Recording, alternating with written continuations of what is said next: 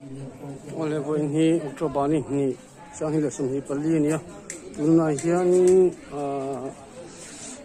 Silong Hills Council election nei me ka hianin Ratu constituency ten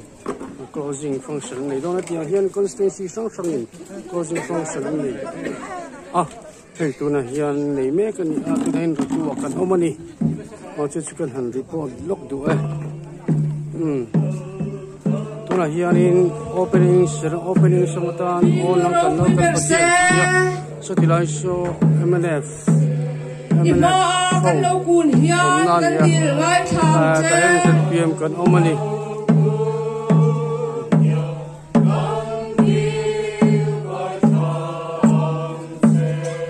kan om dan tur ngai tua mi pui kan me kani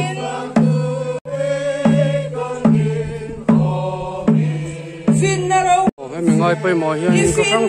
constituency chunga Ratu constituency chunga có sang tên local kho mà những chỗ này tụi nó hiền Ratu kan ông mấy cái này kan tít ka closing function hết tại hiền for minister for roading liền na hovin closing function hi này tụi này tụi hiền sắc mấy cái này nang era chu cha tua ning nam tin tan